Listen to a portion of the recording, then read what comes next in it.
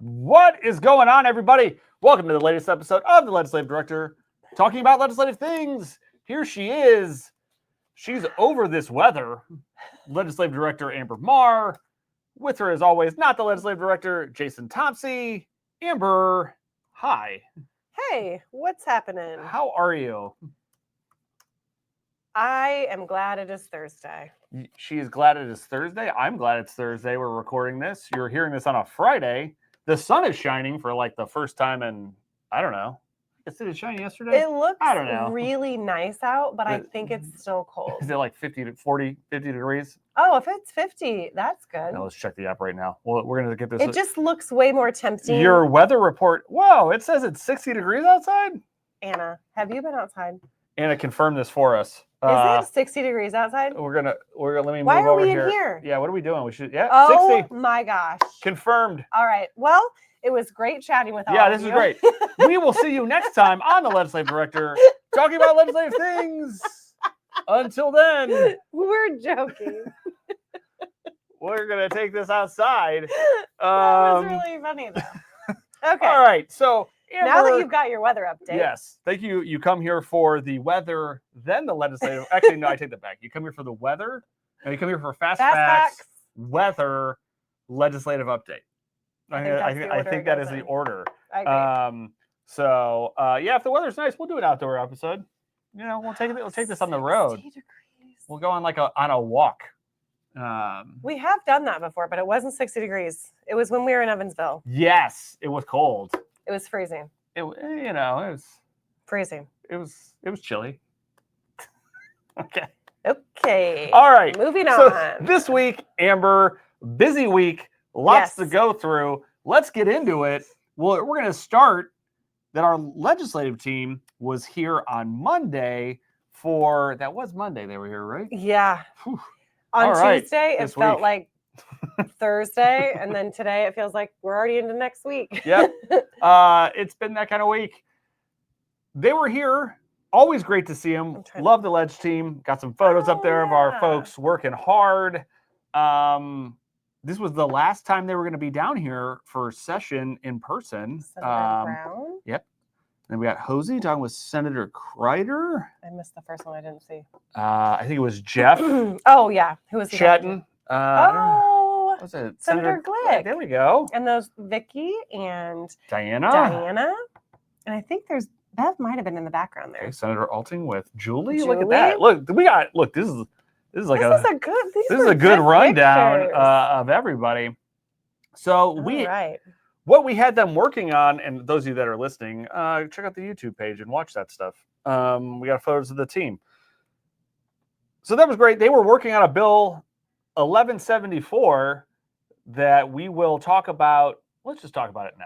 Let's switch it up a little bit. I think we spent a lot of time talking about this last week. Yeah. So, Okay. but we need that sweet update. Well, I will do the update more so on what has occurred than the actual bill. There we go. Because we spent a lot of time on Monday working with the entire committee, first of all, and then we tried to really get to everyone else in the Senate. Yep. Because we knew that with deadlines that had it, well, I'm already giving it away. Here we go. Let's talk about it now. This is flexible. We're not going to go this order.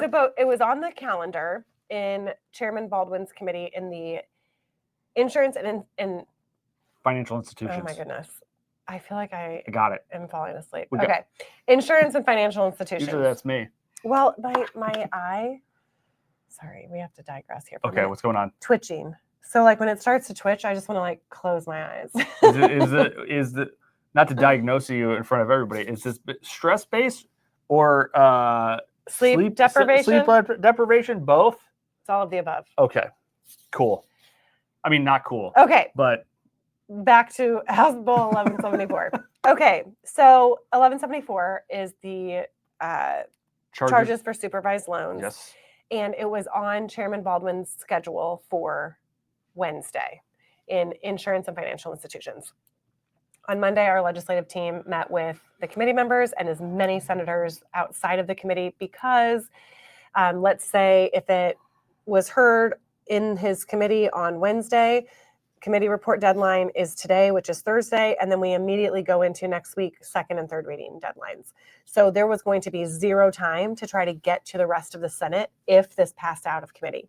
So that was what we were trying to anticipate. We wanted to really work the committee members, but then also get to everyone else outside of that to say, hey, this is on the schedule for Wednesday. If it passes, it's coming at you. So we met with a lot of legislators on Monday. We are grateful that so many came out to speak with our volunteers and talk about this bill, take our information, etc. Fast forward to Tuesday, and Chairman Baldwin pulled House Bill 1174 off of the calendar. That's what I'm talking about. Well, and we forgot to mention that also some of our activists had also, not in person, but emailed legislators that night on Monday evening into Tuesday, all through Tuesday morning. Mm-hmm. And so there was a very high number of individuals that also had communicated with their legislators that were not on our volunteer legislative team.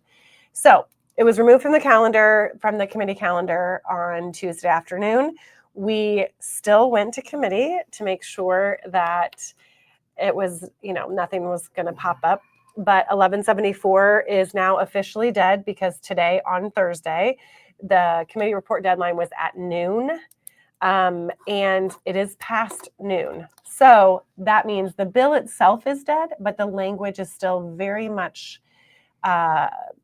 able to be placed into other bills if someone so chooses to do that. So the language can still be live, I guess is how I would say, during conference committee. So we still have 2 weeks of that, and that means we need to be very diligent to make sure that this language does not get inserted into anywhere else. I will say, I wanted to bring this up as well. Chairman Baldwin, even when we had spoken with him on Monday with our volunteer legislative team, he had mentioned there was an amendment to 1174. So what we had anticipated would happen is in committee, they were going to essentially strip the whole bill, but keep the APR for high dollar loans going from 25% to 36%, which we still thought was exceptionally high. Mm-hmm. And that just goes to show you, because if you moved an APR from 25%, which is current law right now, and you took out, let's just say, a $25,000 car loan, with the increase to 36%, you would go from borrowing $25,000 with an APR of 36% and ending up paying back $54,000 and $400. It's like $54,400 is basically what you'd be paying back. Ridiculous. So we still had really intense concerns just about that as well. But we explained that to him. He told us he was really trying to get to a good spot. But thank you to the chairman. Thank you to all the committee members. Thank you to any of the senators that also had sort of expressed their dissatisfaction with how this was going. But we do appreciate, we always say this is a delicate topic. We're grateful that people will continue to talk with us, and especially the chairman. Yep. Been very communicative and collaborative. So that's great work, good news, yes. And we will just remain vigilant. Is that the right Vigilant? word? No, that's not the right word. Nope. Vigilant. There we go. That's what it was. Usually I'm the one that messes up words. Yeah, that's me today. So vigilant. That word. Mm-hmm. Yes. For the last 2 weeks of session to make sure it doesn't end up somewhere that we don't want it to be. Yes. Awesome. Okay. Cool. Next up, Senate Bill 2. Medicaid Matters. This is the bill that deals with our HIP 2.0 program, which is essentially our expanded Medicaid program. And we talked about how last week there was an amendment that went in on during committee. Thank you to Representative Clear. That we were looking to add caregivers to this particular bill, either as an exemption or to count their caregiving hours as the work requirement. So just to kind of give you that reminder, the amendment that went in, it now says the exemption contains, for the work requirement, if you are a parent, spouse, or caretaker personally providing the care for an individual with a serious medical condition or a disability. So that got in committee and moved right along. The bill was on second reading on Monday. And we were a little bit worried because Chairman Thompson, although he let this amendment go in during his committee in Ways and Means, he had filed an amendment to actually turn it back to just being a parent or caretaker of a child with a serious medical condition or a disability. He had filed an amendment for that. And we were nervous that he was going to call it down. Everything that we had worked for to get into committee was going to be removed, and it was going to go back to what it was being. Well, he did not call his amendment. So it is still in there. That language that includes caregivers is still very much in Senate Bill 2. Senate Bill 2 now has passed off of the House floor. It passed today, actually, and it was 66 to 28. So now what happens? Senate Bill 2 will go back to the Senate, and the author, who is Senator Mishler, will either have to concur or dissent. If he dissents, it will go to conference committee, and we're back to being in trouble. So we will need to continue those conversations that these caregivers need to be included, either exempted the way that it is, or we're also okay, because we mentioned this last week, the Gateway to Work back a couple years ago under Governor Daniels' administration, it was listed as that it could be used for the work requirement. So you, as a caregiver, you would have had to still record your hours and submit them, but it would have just counted as that work requirement. We're okay with either. We're not really set on any type of language. We just want to make sure that there's something in the bill that will help caregivers, since they're already working so hard, keeping individuals out of long-term care facilities, saving the state, additional funds by doing so. And yeah, so that's where we're at. Okay. So right now we're waiting to hear whether Mishler concurs or dissents. And then as soon as he dissents, we will need to make sure that we're talking to the conferees to kind of give those options and have those additional conversations. We are cautiously optimistic. It's a good way to put it. About this. Yes. Awesome. Okay. Senate Bill 1. Oh. Did we already talk about 1174? We talked about... Oh, no. It's because I talked about it with the Ledge team. Yes. We kind of merged the two. I wasn't supposed to do that. I think it's fine. This is a flexible thing. This isn't set in stone. Well, I went rogue on the agenda. Well, we also talked about committee deadlines already. We can mark that off. Oh, no. So just so everybody knows, today, Thursday at noon, we were recording. Hannah has said that I need Sine Die. Very much so. This is true. So okay, we're at the committee deadline. So if it hasn't gone through committee now, it is dead. Yes. Unless it like we hinted at with 1174, that language could potentially show up somewhere else in conference committee. Yes, Correct. because if there are bills that didn't make it across the finish line in either the House or the Senate before the committee report deadline, that language is still good to be inserted elsewhere. Yep. So. All right. Yeah. Senate Bill 1, yes. Property tax relief. That's what we're going to talk about next.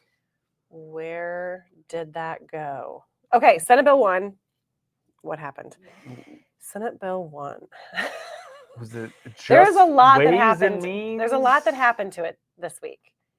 And then Senate Bill 1 was in Ways and Means on Monday because it was while the legislative team was here. Okay. So in committee, I need to get these amendments correct because there's different amendments for different things. A lot of amendments.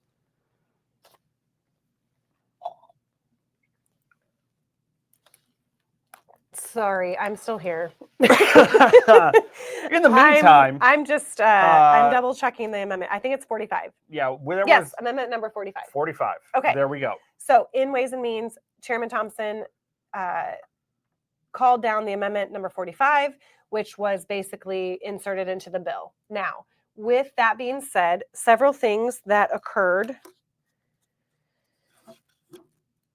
There are current deductions for seniors over the age of 65 right now. Those deductions are now turned into a credit. So it comes directly off the total of your property tax bill. Okay. That is not an item that we pushed for, but it is one that was in there. And I think Chairman Thompson felt that that would be helpful.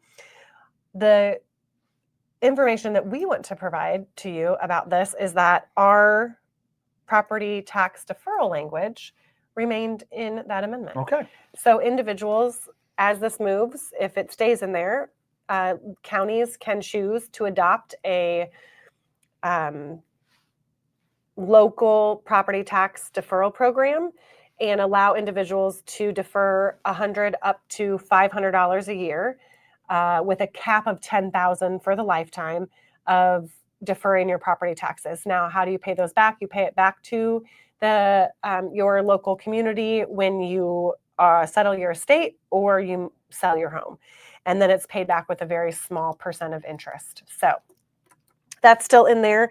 There are a lot of other things that were in there, but I do want to say, before I even explain that, because I think it has changed since then. I don't think it did.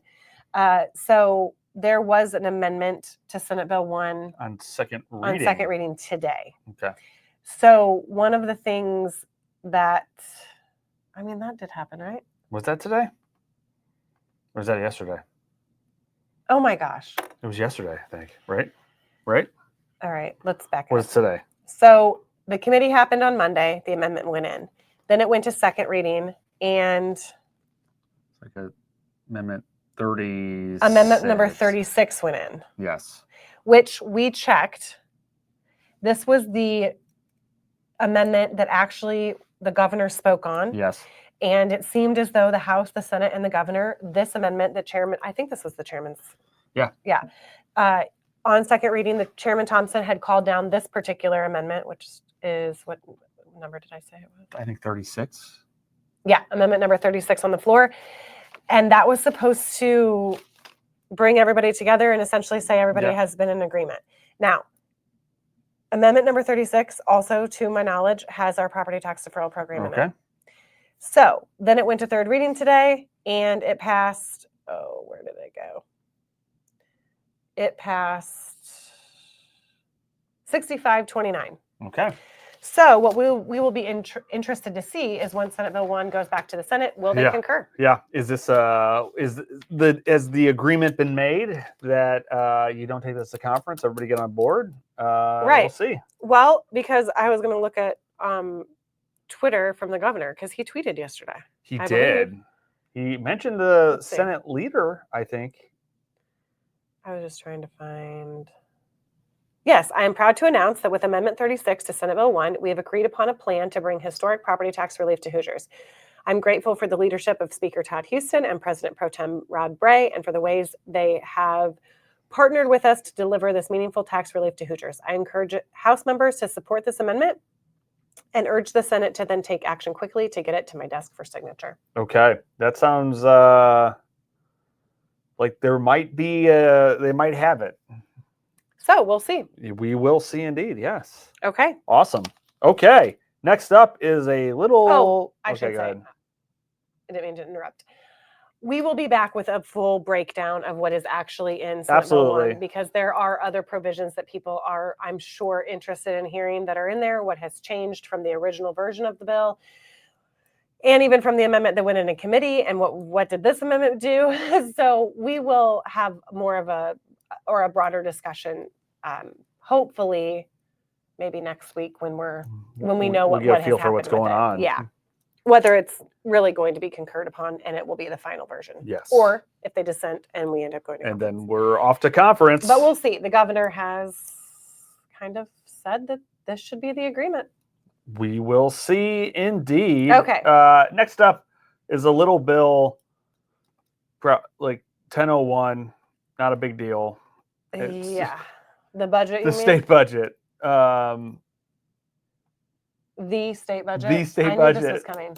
I didn't say it. You said it first. I did. You said it first. I heard myself, and then I realized what I did, and thought, "Oh no." Look, 1001 state budget. Okay. House Bill 1001. Here's what you need to know. Well, again, this will also be a broader conversation. Yes. Because just today, Chairman Mishler, so this was Thursday, Chairman Mishler had 1001 on the Appropriations Committee calendar because, again, today is the committee report deadline. And 1001 was amended in committee. Just by my real quick review, all of our items still seem to remain without cuts. And I believe the mental health funding got in there. You know what? Yeah, we saw that. Was it like 100 million or I think 50 million a year, but again, maybe it's for the community. I don't know what I'm talking about. No, I was just following the community mental health funding, I believe, got in there. But here's the thing: I want a little more time to be able to comb through that and figure out what's in, what's out. And this is one for sure that's going to be going to conference committee, I'm assuming. I would assume that. Yeah, it always does. Yeah. So we are thankful that we have not had any cuts to the things that we're looking at, such as the choice program, adult protective services, public mass transit. Mm-hmm. What am I missing? Guardianship. The housing infrastructure fund. Oh, that one got some money. Okay. Yeah, I don't believe it was funded at the same as it was 2 years ago, but they did put some additional funding in there. I think Public it was health, 25 million. Public health was funded, not at the full funding that they requested, or maybe it was the full request not the full amount that they had requested, but I believe it's at the amount that was in the governor's budget. Okay. But again, I need to check that. I will tell you though, there was a change made to that today, and Chairman Mishler had mentioned that before, I believe, those funds that local public health departments receive used to have to go 60% to core public health services. I am pretty sure in this version of the budget with this amendment, it's now at 90%. I think you're right. I think I remember 90%. That's going off the top of my head, though. It has to go to I actual don't programming. No, I think I'm almost positive it was 90. But the 90% is for programs. So 10% is the only amount that could go to administrative duties. So again, there's a lot of things in the budget, but thought I would mention those top of mind items off right now. Okay, we'll get into it more. And then last but not least, from a legislation standpoint, House Bill 1391. Oh, yes. Which we're a little concerned that it wasn't going to get this done before the deadline, but it definitely did not help the twitch of my eye. It may have caused it. Well, it was happening yesterday. Okay. But it did increase today. Okay. Chairman Mishler started his committee at 9. Noon is the witching hour. And you turn into a pumpkin. Noon's nap time. It's nap time. You lose the glass slipper, people. So at noon, all of the bills that had not been addressed in his committee would have died if they hadn't gotten to them. Mm-hmm. Let's put it this way. By 11:10, I think we still had 7 bills. Yeah. Okay. It was getting crazy. But then it sped up. It got going. All right. And then Representative Clear came over and 1391 was called down. Awesome. In committee. And it passed, I believe, 11-1. You're probably going to ask me, what's the one? I think I recall. It was, sorry, I just want to make sure I got that. Oh, is it not going to tell me? Is it up there already? Yeah, it was 11-1. Okay. I thought it was. Yep. Okay, here's why. Senator Freeman voted no. Okay. He had some concerns around 1391 to begin with, but I don't think it actually, well, it might have been about it, but it was about a lot of other things too. It wasn't. It wasn't like our bill was probably like a, what do you call it? Is it like an avatar for other things? He was voting no on a lot of bills today. It wasn't about. It was something. Like, it's something else going Sarah on. And it's not about the nail. It's not about the nail. Yeah, that's a throwback YouTube video. Where it's not really about the bill per se. Yeah, it's like, what is this really about? It's probably about a lot of other things I'm not even speaking correctly. It's probably about a lot of other things that were going on. Okay. But so not necessarily... he did have concerns around 1391 during the conversations. So we'll also say it probably was a little bit about the bill. Okay. But a little bit about other things too. Other things. Okay. So we're very excited. Cool. Thank you, Representative Clear. Thank you, Senator Good. Thank you, Chairman Mishler, for hearing House Bill 1391. Thank you to Senator Garton. There were a lot of individuals that actually wanted to be added to the bill today. Cool. So just wanted to give that shout out too. After the bill was heard, it was Senator Cadora, Senator Pohl, Senator Charbonneau, Senator Kreider, and then Senator Garton wanted to be added. So we wanted to make sure that we gave everyone that shout out. And then thank you so much to the Association of Area Agencies on Aging, Hannah Carlock, the RJL Solutions team, and all of the AAAs that have really been a part of this conversation. And we're just grateful that we're able to collaborate on this moving forward. Good stuff. So yeah. Good work on all this legislation. We are approaching the end of this whole little thing. We got a couple more weeks. A song came to mind, but I will not sing it. Well, because it's actually not a good one. No, it's like the end of the world song. Is it the end of the world as we know it? That's is that correct. REM? Is it? I think it is. And I'm gonna need a fact check on that one. I think it's REM. All right.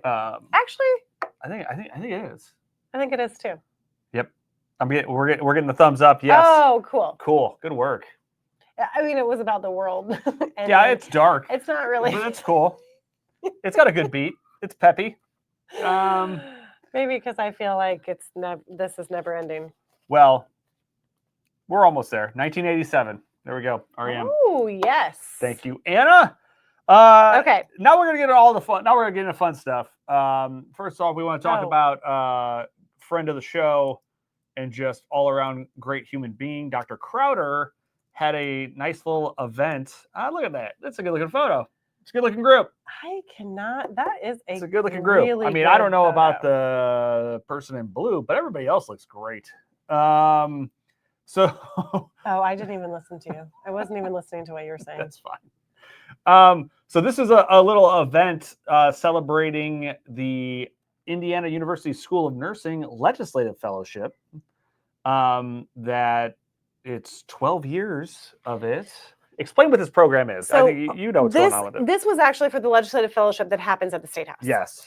Now, the picture that you saw was actually the Legislative Fellowship that we do. But Dr. Crowder, it was sort of a celebration of everything. But what it was specifically for is that the IU School of Nursing actually participates in a legislative fellowship with Representative Clear. Okay. And they have been doing this for 12 years. It's a long time. It's a long time. And so I just feel like I'm going to read a little bit from this because I think it's just so amazing. IU School of Nursing's Dr. Sharon Crowder, who we all know and love, and Representative Clear, who we also all know and love, started the fellowship in 2014 after former IU Government Relations Executive Director of State Relations and Policy and Analysis, John Grew, brought them together. If you can believe it, I actually knew John. I mean, I know John. It's just been forever since we've worked together because I believe he is retired. But anyway, 15 fellows have participated since the fellowship's inception. Basically, fellows spend a semester with Representative Clear, attending committee meetings and joining him for conversations with constituents, lobbyists, and other stakeholders, engaging with other legislators, attending House sessions, conducting policy analysis, and participating in various events. And then the fellows use this unique experience to enhance their contributions as nurse leaders, influencing Indiana's healthcare and improving health outcomes, which is amazing. Great program. It's amazing so many times. But this was a really great morning to spend with Dr. Crowder and Representative Clear, see other people in the building that have also interacted with these fellows. And then obviously us who do a fellowship with the IU School of Nursing as well. Very similar to this, but from the lobbying side of things, from the advocate side. And so it was just really nice. And that picture shows that we were all there celebrating the legislative fellowship, as well as just being really excited that we get the opportunity to do something similar. Yeah, very cool. Yeah. So thank you, Dr. Crowder. Yeah, we appreciate you. And now it is time for everybody's favorite segment. It is Fast Facts with Anna.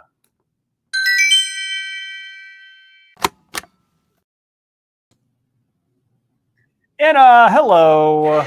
Yawn. We got a yawn over here. You're here to I'm just that excited. This is what I need right now. I was putting my own self to sleep.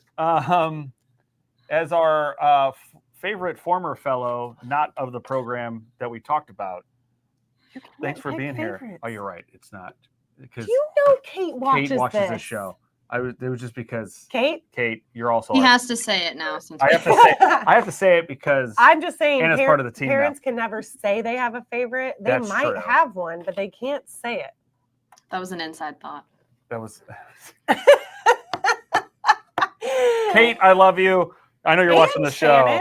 And Shannon. Come on now. See, I'm going to stop talking. BT just loves nurses. We'll put it there we go. I just don't even know I'm just going to stop talking. Let's get into what these facts are. Let's see the leaderboard. Ooh. I have inched closer.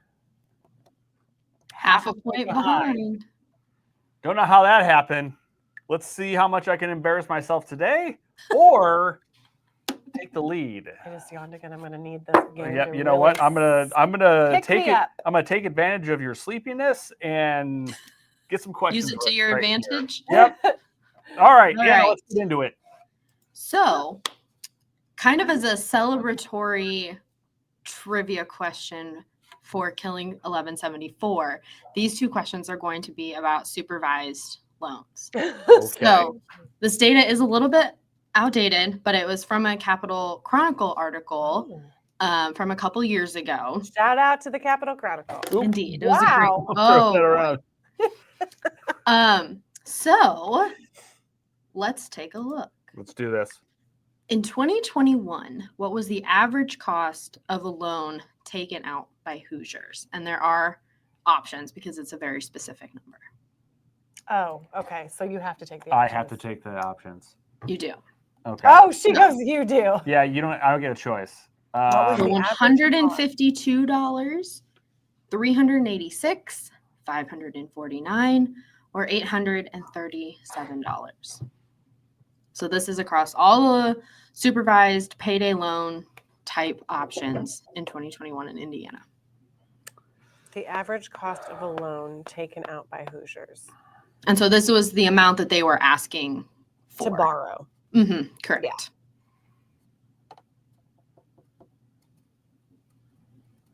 I should know this. I feel like this fact may have come from Aaron. They did reference the Poverty Institute. No way! In their article. So I wish that had been a question. I would have gotten that right. Okay. So I'm time to get it right now. I think I'm good. Okay. Jason, you have yours? I got mine locked in. All right. What did we pick? I'm going B. Ooh. I picked C. And the answer is B. I got it. Look at that. Eddie takes the lead. Let's go. I'm sorry, do this. Aaron. I'm sorry, Aaron. Look, that was a shot in the dark by me. I landed on it. 386. Yeah, so on average, they were taking out loans for $386. Okay. Now, the reason why this bill was so important to not have. Yes. I think that's the proper way to say that.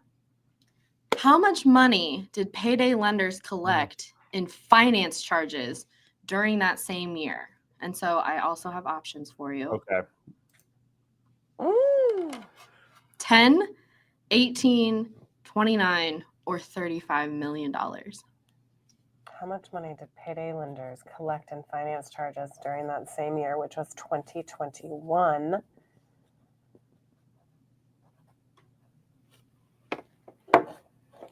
I mean, any of these options are bad. So yes, very much so. I'm going to get this wrong. Erin, she's never going to let me live this down. Also, she needs to come back on the show because remember we had to reschedule. She was so sick when we were supposed to have her on here. Standing offer. So she is ready to come back. So we might have to bring this up again. Yep. Ugh, I can't believe I'm not going to get this right. Okay. I'm Going pencils down here for me.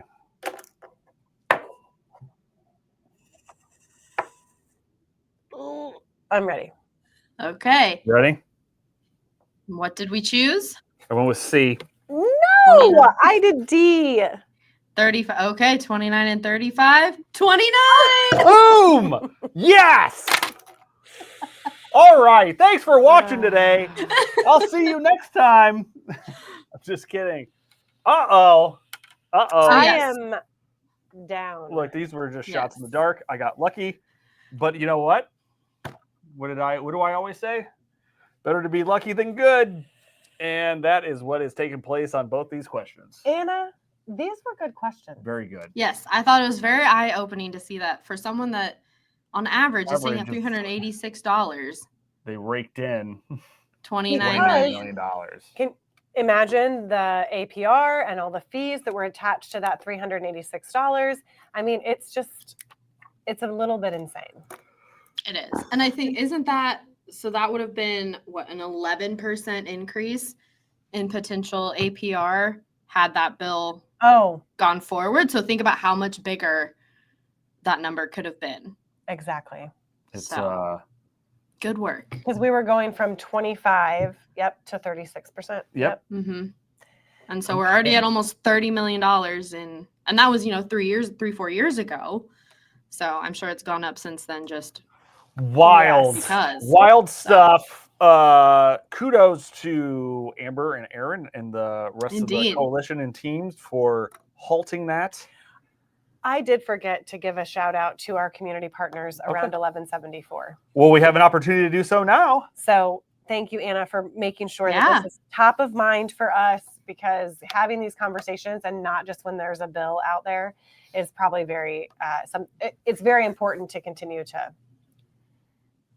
shed a light on these types Indeed. of things. Yeah. So thank you. You are welcome. Thank you, Anna. As always, appreciate You're you. welcome. We'll see you next week. Yes. Bye. Okay. So thank you. I didn't want to interrupt our fast facts, but I did want to do a thank you to our community partners. There were so many people, all hands on deck. When this occurred, I think we said it takes a village. So thank you to our coalitions, to our community partners, to everybody that worked so hard on making sure that 1174 was continued to stay at the forefront of people's conversations. Yeah, absolutely. So sorry that I didn't say that earlier. Good work, team. Good work, And to our Amber, volunteer legislative team. who worked very hard on Yeah. this. Appreciate all of you for helping to make that happen. And hopefully we'll get through this session without anything else, any shenanigans happening. We'll see. We'll see. Okay. Anything else? I think I'm good. Okay. Well, I think that's it. Good work. Go enjoy the 60-degree weather. Yes, that we didn't know it was 60 degrees outside, but it looks delightful. I did not realize. Hopefully that this is kind of stays this way. So we've started with the weather, ended with the weather, and we will see you next time on the Legislative Director talking about legislative things. We'll see you then.